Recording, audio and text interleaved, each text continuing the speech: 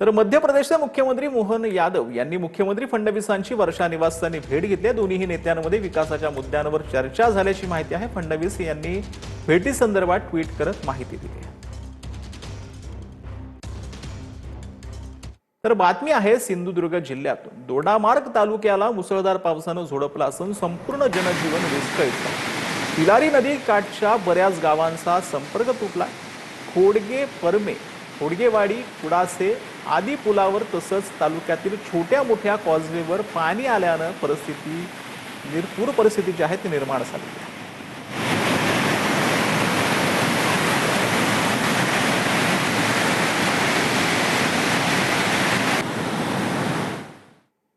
तर माजी राज्यपाल पद्मश्री डॉक्टर डी.वाय. पाटील यांचं कोल्हापूरमध्ये निधन झालंय. राज ठाकरेंनी कोल्हापुरात जाऊन डी.वाय. पाटलांच्या पार्थिवाचं अंत्यदर्शन घेतलंय. उद्या त्यांच्या पार्थिवावर अंत्यसंस्कार होणार आहेत.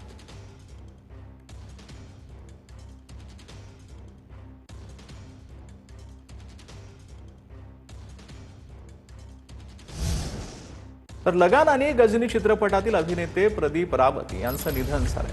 वयाच्या 74व्या वर्षी त्यांनी अखेरचा श्वास घेतलेला आहे. प्रदीप रावत यांनी महाभारत मालिकेमध्ये अश्वत्थामाची भूमिका साकारलेली. अभिनेता यशपाल शर्मांनी रावत यांच्या निधनाची बातमी जी आहे ती दिलेली आहे. तर लगान आणि गजनी चित्रपटातील अभिनेते प्रदीप रावत यांचं निधन झालंय. वयाच्या 74व्या वर्षी त्यांनी अखेरचा श्वास घेतलेला आहे. रावत यांनी महाभारत मालिकेत अश्वत्थामाची भूमिका देखील साकारलेली होती. अभिनेता यशपाल शर्मांनी त्यांच्या निधनाची बातमी दिली आहे. तर बदलापूर पश्चिमेला स्टेशन परिसरातच खड्ड्यांचं साम्राज्य पसरलेलं आहे. मोठे खड्डे पडल्यानं वाहनधारक आणि नागरिकांना अडचण होते. खड्डे बुजवले जात नसल्यानं नागरिक संतप्त झालेत. लवकरात लवकर खड्डे बुजवावे अशी मागणी होते. खड्ड्यामुळे अपघाताची भीती व्यक्त केली जाते. खड्ड्यांमधून वाट काढताना मोठी तारेवरची कसरत करावी लागते. प्रशासनाचं मात्र खड्ड्यांकडे पूर्णपणे दुर्लक्ष पाहायला मिळतं.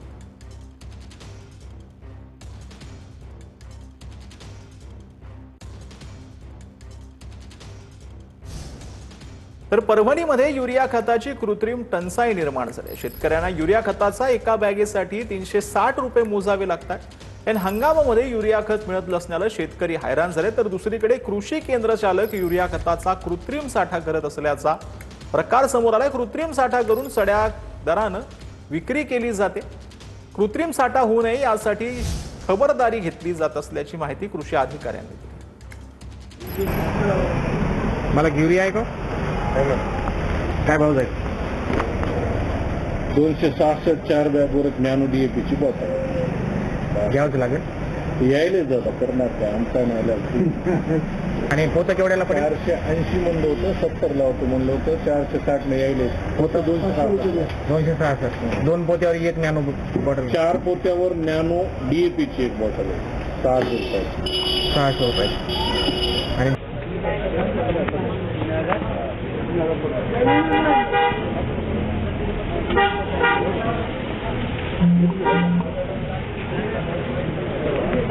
युरिया आहे का? युरिया सारखा 7 रुपये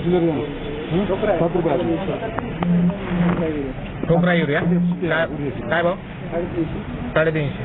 बिल देसाल ना? हा बिल नाही.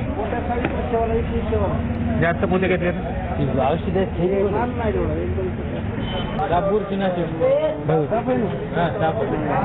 टेन्शन द्या ना.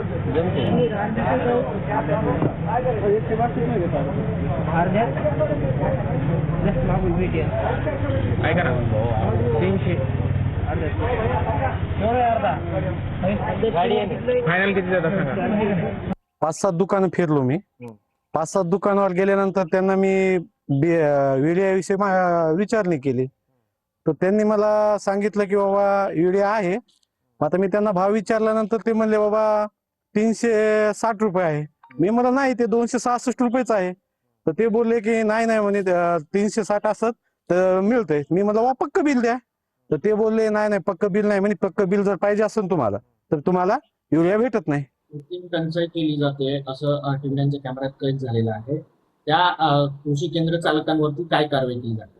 आता जर तसं कुठं निदर्शनास आलं तर आम्हाला तुम्ही तो रिसर द्या. आम्ही त्यांच्या कायदेशीर कार्यवाही आपले क्वालिटी कंट्रोलचे जे ऍक्ट आहेत, इसेन्शियल कमोडिटी ऍक्ट, त्याच्यानुसार नक्कीच त्याच्या अनुषंगाने कार्यवाही